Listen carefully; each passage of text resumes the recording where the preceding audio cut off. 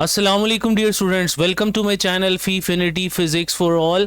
आज की इस वीडियो में हम फर्स्ट ईयर फिज़िक्स जो न्यू बुक है हमारी लाहौर बोर्ड की, इसका chapter 5 solid and fluid dynamics का हम टॉपिक 5.7 पढ़ने जा रहे हैं, जिसमें हम दो कॉन्सेप्ट्स पढ़ेंगे, आर्किमिडीज प्रिंसिपल एंड फ्लोटेशन या लॉ ऑफ फ्लोटेशन, या इसे प्रिंसिपल ऑफ फ्लोटेशन भी कहते हैं।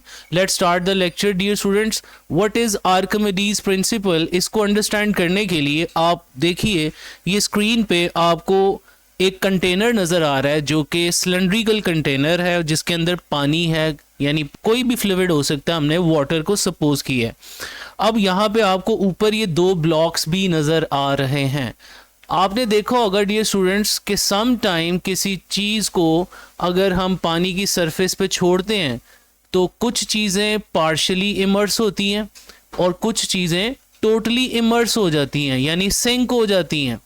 तो इट मीन्स जब भी किसी ऑब्जेक्ट को चाहे पार्शली इमर्स किया जाए या टोटली इमर्स किया जाए वाटर के अंदर, तो वो वाटर या वो फ्लूइड जिसमें आपने उस ऑब्जेक्ट को इमर्स किया है, वो फ्लूइड या वाटर कह लें इस एग्जांपल में, एक अपथ्रस्ट फोर्स लगाता है इन अपवर्ड डायरेक्शन। यानी किसी भी ऑब्जेक्ट को पार्शली या टोटली अगर इमर्स किया जाए इन अ फ्लूइड, तो वो फ्लूइड एक नेट अपवर्ड फोर्स लगाता है उस ऑब्जेक्ट पे। उस नेट अपवर्ड फोर्स को अप थ्रस्ट भी कहते हैं। इसी चीज़ को डियर स्टूडेंट्स हम बॉयंट फोर्स भी कहते हैं, दैट इज बॉयंट फोर्स या फोर्स ऑफ बॉयंसी भी कहते हैं। ओके, अब ये सवाल आता है जहन में कि एक्चुअली ये force, net force upward direction में क्यों लगती है? ये लेफ्ट क्यों नहीं लगती, ये राइट क्यों नहीं लगती, ये डाउनवर्ड क्यों नहीं लगती? अब इस बात को अंडरस्टैंड करने के लिए हमें प्रेशर का एक फॉर्मूला रिकॉल करना है डियर स्टूडेंट्स, जो कि आप 9th या 10th क्लास में पढ़ के आते हैं, जो कि प्रेशर का फॉर्मूला था रो जी एच। आइए पहले हम इस फॉर्मूला को थोड़ा अंडरस्टैंड करते हैं। सपोज कीजिए इस कंटेनर में जो पानी का लेवल है, उसकी जो टोटल डेप्थ है फ्रॉम द बॉटम, यानी पानी का जो टोटल लेवल है, यानी पानी की जो डेप्थ बन रही है इस कंटेनर में, उसको हमने एच लेट कर लिया। ओके, अब डेप्थ एच पे जो प्रेशर एग्जर्ट हो रहा होगा वो कैसे कैलकुलेट करते हैं? We know that pressure is defined as force per unit area. तो इस टाइम ये जो फ्लूइड है, ये इसकी बेस के ऊपर जाहिरी बात है कोई फोर्स एग्जर्ट कर रहा होगा, और ये जो फोर्स एग्जर्ट करेगा ये सारे फ्लूइड का वेट ही होगा, जिसको हम mg कहते हैं। तो मैं फोर्स की जगह पे mg पुट कर सकता हूं और एरिया को हमने वैसे ही रहने दिया। नेक्स्ट स्टेप में अगर स्टूडेंट्स मैं इसको मल्टीप्लाई कर दूं हाइट से और डिवाइड भी कर दूं, तो देखें ये फॉर्मूला क्या बनता है, mg divided by a and multiply by height h, ऊपर भी कर दिया और नीचे भी कर दिया। ओके, अब अगर आप ध्यान से यहाँ पे देखो तो ये जो a इंटू एच है, actually this is the volume of fluid contained in a cylindrical container. ये जो कंटेनर है ये सिलेंड्रिकल कंटेनर है dear students, this is cylindrical container, और किसी भी सिलेंडर का जो वॉल्यूम होता है that is area into length of the cylinder या हाइट ऑफ सिलेंडर। जैसा कि सपोज कीजिए ये मैं अलहदा से आपको एक सिलेंडर बना के दिखाता हूँ। से दिस इज अ सिलेंडर जिसका ये एरिया ऑफ क्रॉस सेक्शन जो है ये कैपिटल A है, और इस टाइम जो इसकी लेंथ है, चूंकि ये वर्टिकली प्लेस है तो इसकी लेंथ को हम हाइट भी कह सकते हैं। तो वॉल्यूम ऑफ सिलेंडर का जो फॉर्मूला होता है, this is cross sectional area of the cylinder times height. यही सिलेंडर अगर हॉरिजॉन्टली डिस्प्लेस किया हो तो इसी हाइट को हम इसकी लेंथ भी कह सकते हैं। यानी किसी सिलेंडर का वॉल्यूम निकालना हो तो आप क्या करते हैं, उसके क्रॉस सेक्शनल एरिया को मल्टीप्लाई कर देते हैं उसकी लेंथ के साथ, तो ये वॉल्यूम ऑफ सिलेंडर आ जाता है। अब चूंकि ये इस टाइम जो लिक्विड या वाटर है ये सिलेंड्रिकल कंटेनर में है, तो आप जानते हैं जो लिक्विड्स का वॉल्यूम होता है वो कंटेनर की शेप के हिसाब से ही आएगा, क्योंकि आप जानते हो कि जो फ्लूइड्स होते हैं they contain the shape of the container. Okay, इनकी अपनी कोई शेप नहीं होती लेकिन फिक्स वॉल्यूम ज़रूर होता है। तो मैं ये कह सकता हूँ A इंटू एच, ये बन गया हमारे पास वॉल्यूम ऑफ फ्लूइड या volume of water contained in a cylindrical container. तो ऊपर आ गया mgh और नीचे आ गया वॉल्यूम। अब आप देखें ये m था mass of fluid contained and v is the volume of fluid contained, and we know that from the concept of density को डियर स्टूडेंट्स ये रो सिंबल से जाहिर करते हैं। ये इस तरह हम इसको लिखते हैं, ये रो है, इसको एस ना समझिएगा, अक्सर स्टूडेंट्स इसको एस समझते हैं। ये ग्रीक लेटर है जिसे रो पढ़ा जाता है, RHO, और यूजुअली डेंसिटी को हम रो से रिप्रेजेंट करते हैं। And density is defined as mass per unit volume. तो मैं इस m/v की जगह पे लिख सकता हूँ डेंसिटी। तो प्रेशर का फॉर्मूला क्या बना dear students, ρgh। It means कोई भी फ्लूइड किसी कंटेनर में मौजूद होगा तो वो h डेप्थ पे जो प्रेशर लगाएगा दैट वुड बी ρgh। अब रो तो कांस्टेंट है, g भी कांस्टेंट है, लेकिन डेप्थ वेरिएबल है। जैसा कि मैं इसी कंटेनर में स्टूडेंट्स 2 पॉइंट्स आपको शो करता हूं, तो मुझे बताइएगा किसकी डेप्थ ज़्यादा है और किसकी कम है। ये एक पॉइंट मैंने येलो कलर से शो किया है और एक पॉइंट हम ऐसा करते हैं डिफरेंट कलर से शो कर देते हैं, लाइक रेड से शो कर देते हैं। एक पॉइंट ये है, याद रहे डेप्थ किसी भी पॉइंट की वाटर के अंदर या फ्लूइड के अंदर वो डिस्टेंस होता है जो उस पॉइंट का फ्रॉम वाटर लेवल लिया जाता है। यानी ये जो रेड वाला पॉइंट है इसकी डेप्थ डियर स्टूडेंट्स ये बनेगी, ये रेड कलर से जो आपको दिखाई है। इसी तरह ये जो येलो वाला पॉइंट है इसकी डेप्थ डियर स्टूडेंट्स ये वाली बनेगी। तो आप देख सकते हैं कि किस पॉइंट पे डेप्थ ज़्यादा है। ऑफ कोर्स आपको नज़र आ रहा है कि ए पॉइंट अगर मैं येलो पॉइंट को कह दूं और बी पॉइंट में अगर रेड वाले पॉइंट को कह दूं तो इट मींस बी पॉइंट पे चूंकि डेप्थ ज़्यादा है लिहाजा बी पॉइंट पे प्रेशर ज़्यादा होगा। इसका मतलब फ्लूइड के अंदर आप जितना ज़्यादा डीप नीचे जाते जाएंगे फ्लूइड का प्रेशर बढ़ता जाएगा। ये कॉन्सेप्ट यूटिलाइज करते हुए अब हम समझेंगे कि ऐसा क्यों होता है कि किसी ऑब्जेक्ट को फ्लूइड में डालने पर उस ऑब्जेक्ट पे जो नेट फोर्स लगती है वो अपवर्ड डायरेक्शन में लगती है। आइए इस कॉन्सेप्ट को अंडरस्टैंड करते हैं। देखें जी, ये वही डायग्राम है लास्ट जो हमने अभी जिस पे डिस्कशन कर रहे थे। अब इसमें मैंने एक बॉडी फुल्ली या टोटली इमर्स कर दी है जैसा कि आपको यहाँ पे नज़र आ रहा है। अब स्टूडेंट्स एक बात याद रखिएगा, जो फ्लूइड होता है ना, फ्लूइड के अंदर जब भी कोई चीज़ इमर्स होती है तो फ्लूइड उस ऑब्जेक्ट पे हर डायरेक्शन में एक नॉर्मल फोर्स लगाता है। ओके, उसकी सरफेस के ऊपर। तो अगर मैं लेफ्ट और राइट फोर्सेस का कंपैरिजन करूं तो अगर मैं इन दोनों फोर्सेस का डेप्थ लूं तो क्या ये डेप्थ सेम नहीं है स्टूडेंट्स? क्या कहेंगे आप? This is same depth. जब डेप्थ सेम है तो इट मीन्स जो प्रेशर है फ्लूइड का वो सेम है, और प्रेशर होता है फोर्स ओवर एरिया, और यहाँ से फोर्स अगर निकालनी हो तो वो प्रेशर टाइम्स एरिया होता है। इट मीन्स जब प्रेशर सेम है सेम डेप्थ होने की वजह से तो फोर्स भी फिर क्या होगी? सेम होगी। इट मीन्स जो लेफ्ट और राइट डायरेक्शन में फोर्सेस लगेंगी उनका मैग्नीट्यूड सेम होगा, लेकिन डायरेक्शन ऑपोजिट होने की वजह से there would be no net force along horizontal direction. इसी तरह मैं आपको लेफ्ट और राइट दो फोर्सेस और दिखा रहा हूँ, इनकी भी डेप्थ सेम है। इसको हम डिफरेंट कलर से दिखा देते हैं। अगर आप ये वाली फोर्सेस जो सेकंड नंबर पे मैंने शो की हैं, क्या इनकी भी डेप्थ सेम नहीं है? डेप्थ याद रहे is the distance of point from water level, from fluid level.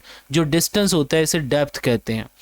इसी तरह स्टूडेंट्स आप देखेंगे तीसरे नंबर पे जो मैंने फोर्स दिखाई है इसको भी कलर ज़रा चेंज करके आपको शो कर देते हैं।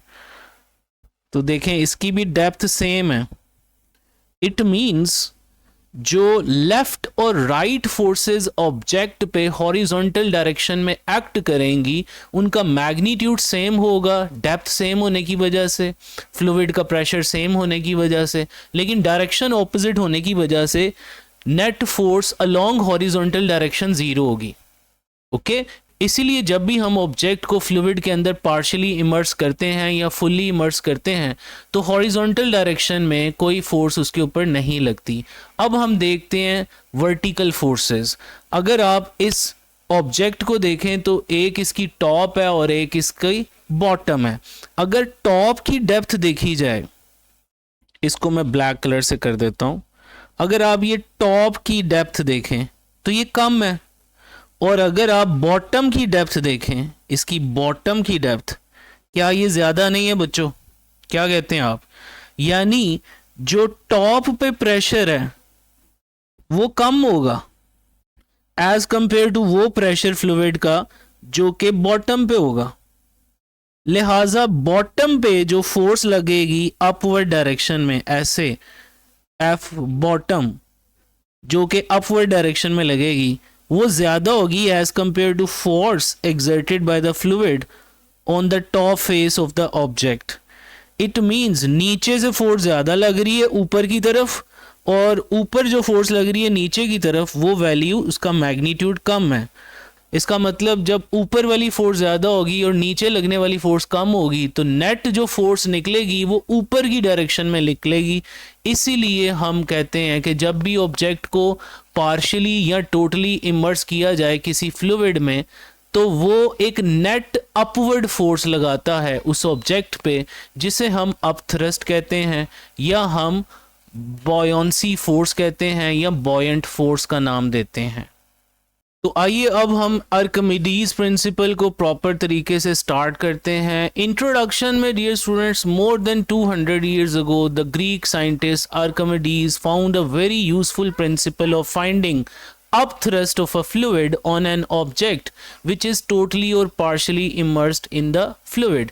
यानी आर्किमिडीज प्रिंसिपल जो है वो हमें अपथ्रस्ट को कैलकुलेट करने के लिए एक प्रिंसिपल देता है, एक फॉर्मूला देता है। अब उसकी तरफ हम आएंगे, लेकिन उसकी तरफ आने से पहले अपथ्रस्ट को डिफाइन कर दिया हमने। When an object is totally or partially immersed in a fluid, the fluid exerts a net upward force on the object known as upthrust, जिस चीज को हमने पिछली स्लाइड में समझा। अब आर्किमिडीज प्रिंसिपल क्या है? आर्किमिडीज प्रिंसिपल डियर स्टूडेंट्स ये है कि कोई भी ऑब्जेक्ट पार्शियली इमर्स होने पर या टोटली इमर्स होने पे जितनी जगह लेता है, जितना वॉल्यूम ऑक्यूपाई करता है उस फ्लूइड के अंदर, यानी जब कोई ऑब्जेक्ट फ्लूइड के अंदर जाएगा तो जितना वॉल्यूम उस ऑब्जेक्ट का होगा, अब उस ऑब्जेक्ट में वो फ्लूइड तो नहीं हो सकता, इसका मतलब उतना वॉल्यूम फ्लूइड का ऑब्जेक्ट ने डिस्प्लेस कर दिया है। वो डिस्प्लेस लिक्विड या डिस्प्लेस्ड फ्लूइड जो होगा उसका जितना भी वेट होगा वही नेट अपवर्ड फोर्स होगी, यानी वही अपथ्रस्ट होगा, यानी वही बॉयंट फोर्स होगी। तो स्टेटमेंट क्या बनी? When an object is totally or partially immersed in a liquid, a net upward force called upthrust या इसे buoyant force भी कहते हैं, acts on it which is equal to the weight of the fluid it displaces। this is very important thing। हमने upthrust को तो समझ लिया था, लेकिन ये upthrust किसके बराबर है? weight of the fluid it displaces। यानी कोई चीज फ्लूइड के अंदर इमर्स होने के बाद जितना फ्लूइड या जितना लिक्विड डिस्प्लेस करेगी, उस डिस्प्लेस्ड लिक्विड का जितना भी वेट होगा उस वेट के बराबर अपथ्रस्ट ऊपर की डायरेक्शन में, अपवर्ड डायरेक्शन में एक्ट करेगा। This is statement of Archimedes principal. अब डेरिवेशन में डियर स्टूडेंट्स वही कंटेनर हमारे पास है, सिलेंड्रिकल कंटेनर जिसके अंदर पानी पड़ा हुआ है या कोई फ्लूइड पड़ा है। अब कंसीडर किया डियर स्टूडेंट्स हमारे पास एक सिलेंड्रिकल ऑब्जेक्ट है जिसका ये क्रॉस सेक्शनल एरिया आप देख रहे हैं, दिस इज कैपिटल ए और इसकी हाइट h है। तो यहाँ पे जो वॉल्यूम ऑफ ऑब्जेक्ट होगा, वॉल्यूम ऑफ ऑब्जेक्ट, ये स्टूडेंट्स हमारे पास होगा एरिया इनटू हाइट के। ये मैंने आपको पहले भी बताया है कि किसी भी सिलेंडर का जो वॉल्यूम होता है वो एरिया इनटू हाइट या एरिया इनटू लेंथ होता है। अब इस सिलेंड्रिकल ऑब्जेक्ट को हम वाटर में या फ्लूइड में टोटली इमर्स करेंगे।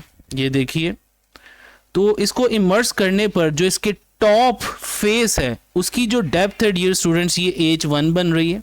यानी H1 is the depth of the top face which is the distance of top face from the water level, और इसके बॉटम की जो डेप्थ बनेगी this would be H2 dear students. अब अगर मैं इस H2 में से H1 को माइनस कर दूं तो मेरे पास जो बचेगा, क्या वो height of this cylindrical object नहीं होगा डियर स्टूडेंट्स? यानी this H is equal to H2 minus H1। अब फ्लूइड इसके टॉप फेस पे जो प्रेशर लगाएगा उसको P1 कह देते हैं, और यहाँ पे जो वो इस प्रेशर की वजह से फोर्स लगाएगा डाउनवर्ड डायरेक्शन में उसे F1 कह देते हैं। इसी तरह इस सिलेंडर के ऊपर जो बॉटम है इसका, उसके ऊपर जो प्रेशर फ्लूइड का होगा डैट वुड बी P2, और यहाँ पे जो फोर्स अपवर्ड डायरेक्शन में लगेगी डैट वुड बी F2। तो आइए कंसिडर करते हैं a solid cylinder of cross sectional area A and height h is immersed in a liquid as shown in the figure। Volume of solid cylinder क्या है? A into H, जैसा कि मैं पहले बता चुका हूँ। और लेट कर लिया H1 and H2 be the depths of the top and the bottom faces of the cylinder respectively from the surface of the liquid. आपको पता है डेप्थ्स लेते हैं from the surface of the liquid. Then H2 minus H1 equal to H, this is actually height of solid cylinder।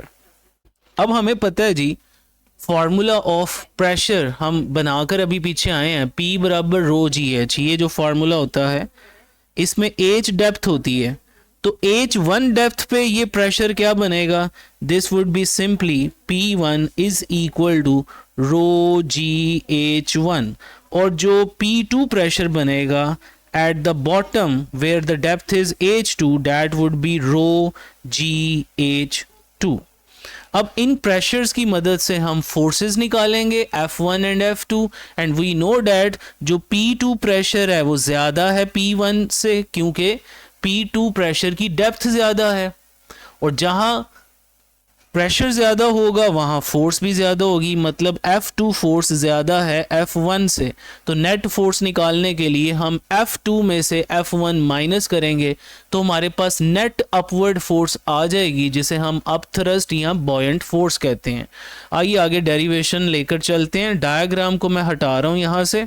Late किया हमने F1 वो force है जो कि एक्सर्ट हो रही है at the top of the cylinder by the liquid due to pressure P1, ये बता चुका हूँ मैं आपको, and F2 is the force exerted at the bottom of cylinder by the liquid due to pressure P2। Since P2 is greater than P1, therefore F2 is greater than F1, thus the net upward force known as thrust is given by। ये सारी बातें हमने पिछली diagram में समझी हैं। तो up thrust dear students हमारे पास आ जाएगा, upthrust is equal to F2 minus F1। अब स्टूडेंट्स यहाँ पे देखो, जो प्रेशर का फॉर्मूला होता है that is basically force per unit area, और अगर ये प्रेशर P1 है तो फोर्स F1 होगी स्टूडेंट्स, और ये P1 का फॉर्मूला हम पीछे लिख के आए थे, रो जी H1 था। अब यहाँ से मैं एरिया को उधर क्रॉस मल्टीप्लाई कर दूं तो मेरे पास F1 निकल आएगा रो जी H1 इंटू ए। ओके, इसी तरह हम F2 फोर्स निकालेंगे यूजिंग द प्रेशर P2। आइए इसको भी करते हैं। यानी जो प्रेशर P2 होगा by the formula F2 over A होगा स्टूडेंट्स। ओके, और ये बराबर था रो जी H2। अब यहां से एरिया को अगर आप क्रॉस मल्टीप्लाई कर दोगे तो F2 फोर्स निकल आएगी रो जी H2 इंटू एरिया ए। अब ये दोनों F1 और F2 की वैल्यूज हम यहाँ पे पुट करते हैं तो हमारे पास देखें रिजल्ट क्या आएगा, रो जी H2A माइनस रो जी H1A। तो आप देख रहे हैं इसमें रो जी ए कॉमन है, तो इसमें रो जी ए को कॉमन कर लेते हैं। तो देखें जी, अब थ्रस्ट हमारे पास आ जाएगा रो जी ए, मैंने कॉमन ले लिया, ये वाला पार्ट ज़रा सेपरेट कर दिया इसको ऐसे। रो जी ए कॉमन लेने के बाद अंदर ब्रैकेट में बचेगा H2 माइनस H1। अब पीछे डायग्राम में मैंने आपको बताया था ये जो H2 माइनस H1 है ये एक्चुअली हाइट ऑफ सिलेंडर था जो हमने वाटर के अंदर इमर्स किया था, which was equal to H। तो H2 माइनस H1 की जगह पे आ जाएगा H, तो ये बनेगा रो जी ए H। और A इंटू H मैं आपको बता चुका हूँ ये वॉल्यूम ऑफ ऑब्जेक्ट था, so V is equal to A into H आ गया स्टूडेंट्स। तो ये बन गया रो जी V। अब यहां पे अगर मैं रो को लिख लूं मैस ओवर वॉल्यूम, तो वॉल्यूम से कैंसिल हो जाएगा, तो क्या बचेगा mg। और यही हमने साबित करना था कि अप थ्रस्ट बराबर होता है वेट ऑफ डिस्प्लेस्ड लिक्विड के। जारी बात है यहाँ V तो था वॉल्यूम ऑफ सिलेंड्रिकल ऑब्जेक्ट, लेकिन उसका जितना भी वॉल्यूम होगा ऑब्जेक्ट का उतना वॉल्यूम ही उसने डिस्प्लेस करना है फुली इमर्स होने पे। लिहाजा हमने यहाँ पे फिर डेंसिटी जो है ये फ्लूइड की यूज़ की मास पर यूनिट वॉल्यूम, यानी वॉल्यूम दोनों का सेम लेना है, जितना वॉल्यूम ऑब्जेक्ट का है उतना ही वॉल्यूम फ्लूइड का लेना है, इसीलिए ये कैंसिल आउट हुए हैं और पीछे बचा है mg which is actually wait of displaced fluid. इसी को डियर स्टूडेंट्स हम आर्किमिडीज प्रिंसिपल कहते हैं। नेक्स्ट स्टूडेंट्स अब एक कॉन्सेप्ट आएगा फ्लोटेशन या लॉ ऑफ फ्लोटेशन या प्रिंसिपल ऑफ फ्लोटेशन भी इसे कहते हैं। इस टाइम डायग्राम में देखें एक बॉडी को हमने टोटली इमर्स किया हुआ है फ्लूइड के अंदर, ओके और यहाँ शो किया जा रहा है कि जो ऊपर वाला अपथ्रस्ट लग रहा है वो वेट ऑफ ऑब्जेक्ट से कम है। आप देख सकते हैं अपथ्रस्ट का एरो मैंने छोटा बनाया है, वेट ऑफ ऑब्जेक्ट का एरो बड़ा बनाया है। तो इस सिचुएशन में तो of course net force downward direction में होगी, दैट्स वाई मैं ये कहूँगा कि इस टाइम ये बॉडी सिंक करेगी, ये डूब जाएगी। लेकिन अगर किसी ऑब्जेक्ट को टोटली इमर्स करने पे या पार्शली इमर्स करने पे इसका अपथ्रस्ट वेट से ज़्यादा हो जाए लाइक दिस डियर स्टूडेंट्स, तो अब एक नेट फोर्स ऊपर की तरफ बनेगी जो इस ब्लॉक को ऊपर सरफेस पे लेकर आएगी। लेकिन जब तक ये फुल्ली इमर्स है तो इट मीन्स अपथ्रस्ट वेट से ज़्यादा ही है। अब ये ज़्यादा अपथ्रस्ट इसे ऊपर लेकर आएगा, मज़ीद ऊपर लाएगा। तो अब इस टाइम देखें जो वॉल्यूम ऑफ फ्लूइड डिस्प्लेस है क्या उतना ही है कि पहले से कम हो गया वो वॉल्यूम? अब कम हो गया क्योंकि उस ऑब्जेक्ट का कुछ हिस्सा पानी से बाहर आ गया, लिहाजा जो अपथ्रस्ट पहले ज़्यादा थी वो कम होती जाएगी और ये ऑब्जेक्ट पानी से बाहर आता रहेगा तब तक जब तक के अपथ्रस्ट वेट को बराबर नहीं कर देता। जब अपथ्रस्ट और वेट दोनों बराबर हो जाएंगे तो इस टाइम बॉडी पानी की सरफेस के ऊपर पार्शली इमर्स रहते हुए फ्लोट करेगी। ओके डियर स्टूडेंट्स, सो मैं ये बात कह सकता हूं कि प्रिंसिपल ऑफ फ्लोटेशन क्या है कि एक फ्लोटिंग ऑब्जेक्ट पार्शली इमर्स है, वो डिस्प्लेस करता है फ्लूइड जिसका वेट यानी कि अपथ्रस्ट। आपको पता है जब भी कोई ऑब्जेक्ट फ्लूइड में पार्शली इमर्स होगा तो वो कुछ फ्लूइड को डिस्प्लेस करेगा। ओके अब उस फ्लूइड का जो वेट होगा यानी अपथ्रस्ट और बॉयंट फोर्स अगर वेट ऑफ ऑब्जेक्ट के बराबर हो जाए तो वो बॉडी सरफेस के ऊपर फ्लोट करेगी। यही बात हमने एग्जाम्पल के थ्रू यहाँ पे समझी है।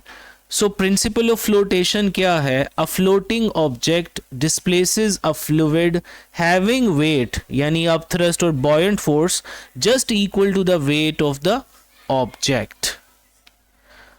और एक ऑब्जेक्ट सिंक हो जाएगा into a fluid if its weight is greater than the upthrust और बॉयंट फोर्स। ये मैं पहले आपको बता चुका हूं।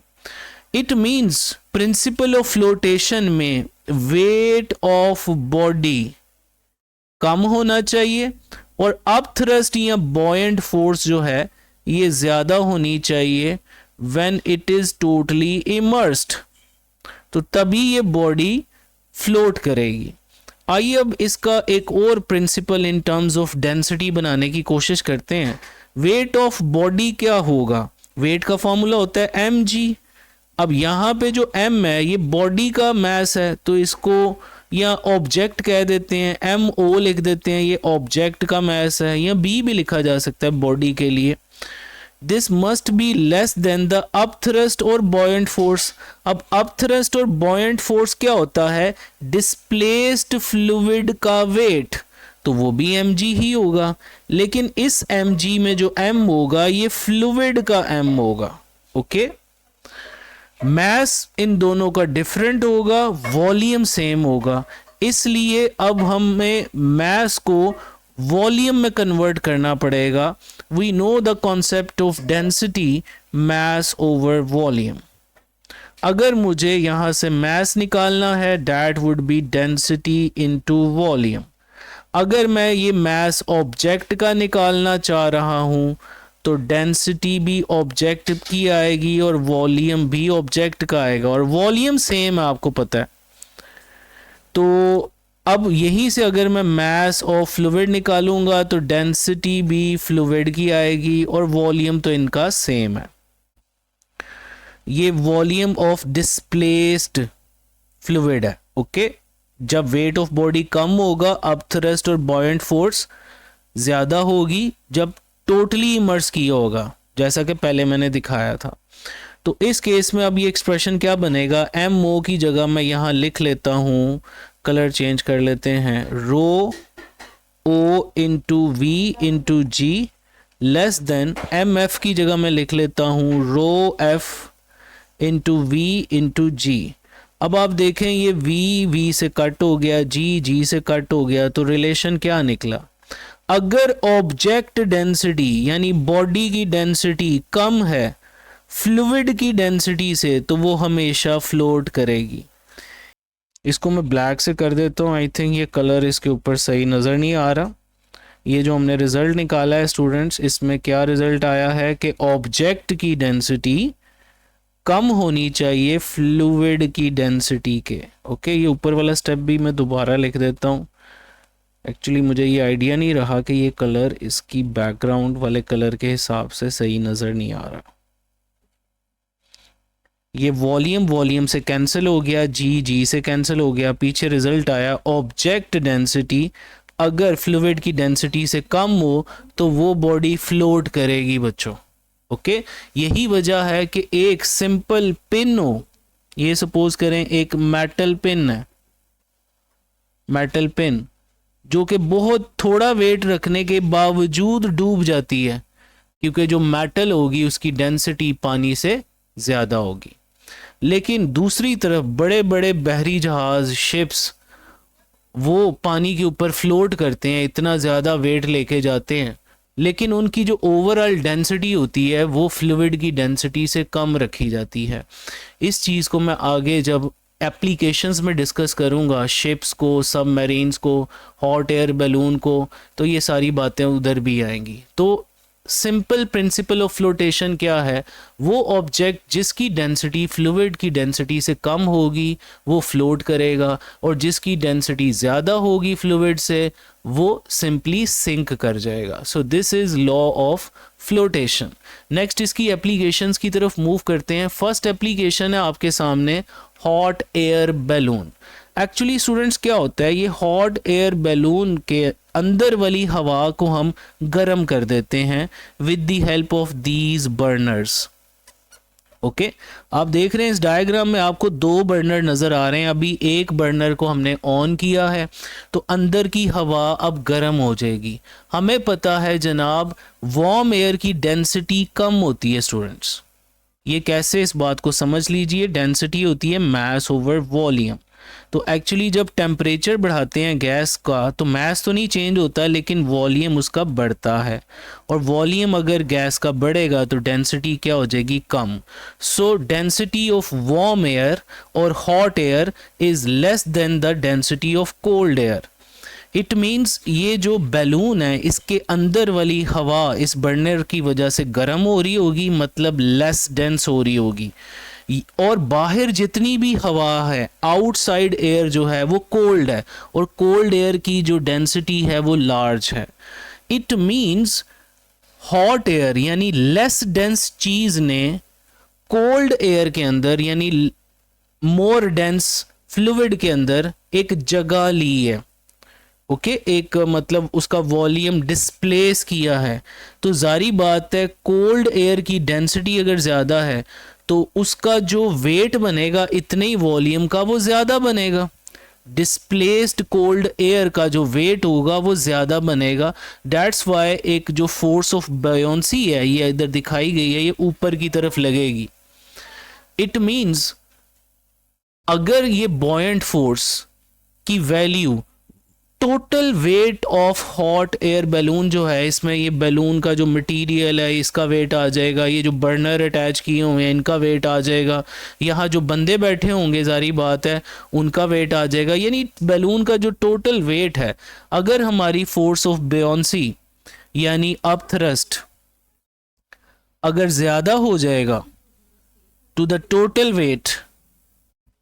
वेट तो फिर ये बैलून राइज करेगा, और अगर इसी बैलून को नीचे लाना होगा, डिसेंड करवाना होगा, तो हम बर्नर एक आध ऑफ कर देंगे, जिसकी वजह से अब अंदर वाली जो हवा गर्म थी उसका टेम्परेचर पहले ज़्यादा था वो कम होना शुरू हो जाएगा। तो जितना ज़्यादा डेंसिटी का डिफरेंस रहेगा वार्म एयर और कोल्ड एयर का उतना ज़्यादा अप थ्रस्ट रहेगा डियर स्टूडेंट्स। अगर इसे नीचे लाना होगा तो जो अंदर की वार्म एयर है उसको थोड़ा ठंडा होने का मौका दिया जाएगा, जिससे डेंसिटी डिफरेंस कम हो जाएगा, लिहाजा अप थ्रस्ट फोर्स कम हो जाएगी और ये जो बैलून है ये नीचे आना शुरू हो जाएगा। यानी ये जो क्वांटिटी ऑफ हॉट एयर है इनसाइड द बैलून, इसकी क्वांटिटी को और इसके टेम्परेचर को कंट्रोल करके इस बैलून को हम लिफ्ट भी कर सकते हैं, यानी इसको ऊपर भी लेके जा सकते हैं और इसको नीचे डिसेंड भी करवा सकते हैं। और अगर हम इसका टेम्परेचर इतना मेंटेन करें कि अप थ्रस्ट टोटल वेट से ज़्यादा ना हो, जस्ट बराबर हो जाए, तो उस टाइम ये हॉट एयर बैलून ना ऊपर जाएगा ना नीचे आएगा, हवा में फ्लोट करेगा at the same level.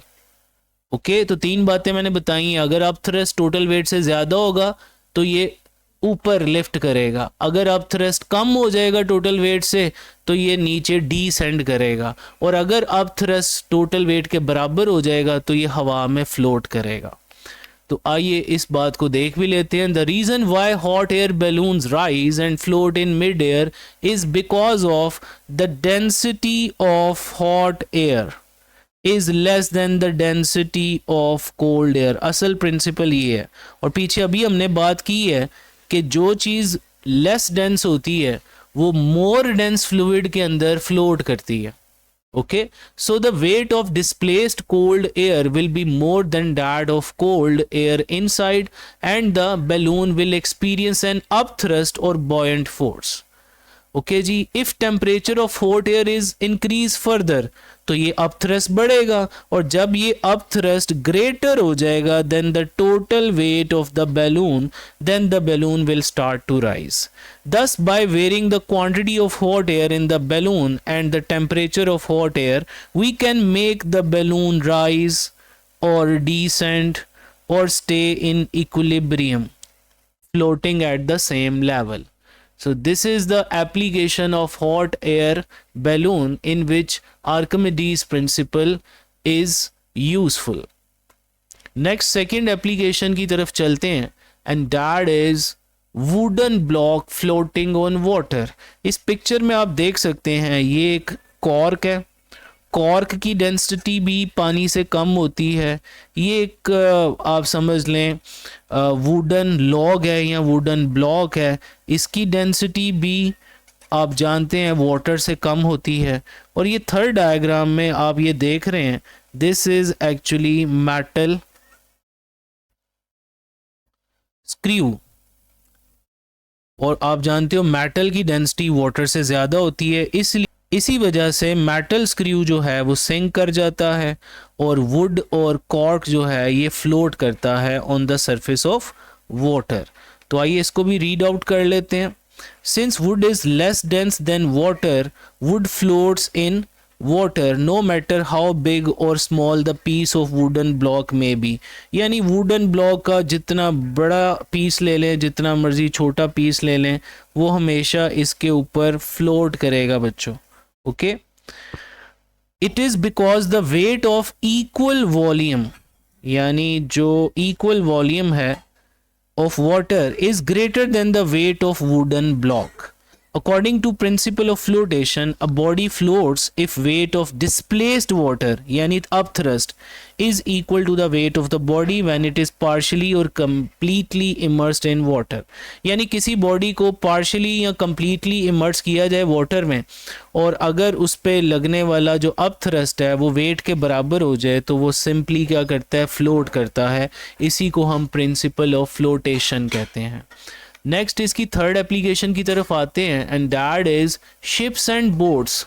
Dear students, आपने देखा होगा जो शिप्स और डियर स्टूडेंट्स बोट्स हो जाएं, शिप्स हो जाएं, शिप्स इतना इतना टन्स के अंदर वेट लेके जाती हैं, तो हमने एक्चुअली इसमें भी लॉ ऑफ फ्लोटेशन ही अप्लाई किया होता है। Ships and boats are designed on the same principle of flotation. They carry passengers and goods over water. It would sink in water if its total weight becomes greater than the thrust of the water. आप ये ship देख रहे हैं, इसका wait अच्छा खासा turns के अंदर इसका वेट होगा। अब इसका वो पार्ट, इस शिप का वो पार्ट जो पानी के अंदर इमर्स होता है, उसके अंदर हमने हवा भी भरी होती है। यानी आप सोच रहे होंगे कि भी हमने तो पढ़ा था डेंसिटी ऑफ ऑब्जेक्ट अगर कम होगी तो हमेशा फ्लोट करेगी, तो इतने बड़े शिप की डेंसिटी पानी से कम कैसे हो सकती है? तो एक्चुअली इसका वो पार्ट जो पानी के अंदर इमर्स होता है उसके अंदर हमने एयर भरी होती है, जिसकी वजह से ओवरऑल शिप की डेंसिटी अगर देखी जाए तो वो वाटर से कम ही होती है। और इस टाइम ये पार्शली इमर्स होने पे एक शिप जितना वाटर डिस्प्लेस करता है उस वाटर का जो वेट है वो अप थ्रस्ट बनता है, और वो अप थ्रस्ट इस पूरे शिप के टोटल वेट के बराबर होता है, तभी ये फ्लोट कर पाता है according to law of flotation. Next इसकी फोर्थ एप्लीकेशन है दैट इज सबमरीन्स। अब सबमरीन में क्या होता है, एक सिस्टम ऑफ टैंक्स होता है जिसमें सी वाटर को हम फिल भी कर सकते हैं, एम्प्टी भी कर सकते हैं। तो जब हमारा सबमरीन के जो वाटर टैंक्स हैं वो एम्प्टी होते हैं तो इसका वेट कम होता है और डिस्प्लेस्ड वाटर का वेट ज़्यादा होता है, यानी अब थ्रस्ट ज़्यादा होता है, लिहाजा ये फ्लोट करती है जैसा कि ये फर्स्ट वाली पिक्चर में दिखाया गया है। लेकिन इसी सबमरीन को जब नीचे जाना होता है तो ये सी वाटर से अपने वाटर टैंक्स को भर लेती है, जिससे वेट ज़्यादा हो जाता है अब थ्रस्ट से, लिहाजा वो सिंक करते हुए पानी के अंदर चली जाती है। So a submarine can travel over as well as underwater using the same principle of flotation. It floats over water when the weight of displaced water is greater than its weight. Under this condition, it is similar to a ship and remains partially above water level.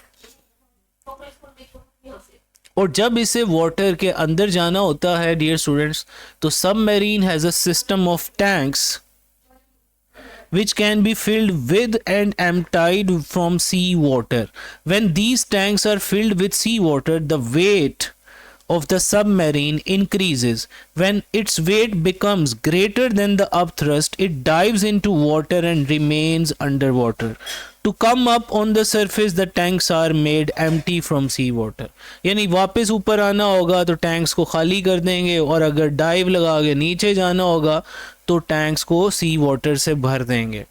So this is also the same principle of flotation which is actually explained by Archimedes principle. तो चाहे principle of flotation की applications पूछी जाए paper में, exam में, या Archimedes principal की applications पूछी जाएं, तो दोनों केसेस में ये आप 4 एप्लीकेशंस बता सकते हैं. बाकी नेक्स्ट अब हम इस टॉपिक से रिलेटेड कुछ एक्सरसाइज के शॉर्ट क्वेश्चंस होंगे और न्यूमेरिकल्स होंगे या कोई सॉल्व्ड एग्जांपल होगी. इसको हम फर्दर नेक्स्ट वीडियो में डिस्कस करेंगे. थैंक यू, शुक्रिया, अल्लाह हाफिज़. अगर ये तो यहाँ तक हमारा ये टॉपिक ख़त्म हुआ जिसमें हमने आर्किमिडीज प्रिंसिपल पढ़ा और साथ में लॉ ऑफ फ्लोटेशन को सीखा और उसकी एप्लीकेशंस देखी. इंशाल्लाह नेक्स्ट वीडियो में हम एक नया टॉपिक स्टार्ट करेंगे which is steady, non viscous and ideal fluid, और इंशाल्लाह न्यू टॉपिक्स पढ़ेंगे. अगर ये वीडियो पसंद आई है तो इसको लाइक करें, शेयर करें, और अगर अभी तक आपने चैनल को सब्सक्राइब नहीं किया तो काइंडली सब्सक्राइब कीजिए ताकि इस तरह की यूज़फुल वीडियोस आप तक बर वक्त पहुँच सकें. थैंक यू सो मच, जज़ाकल्लाह, अल्लाह हाफिज़.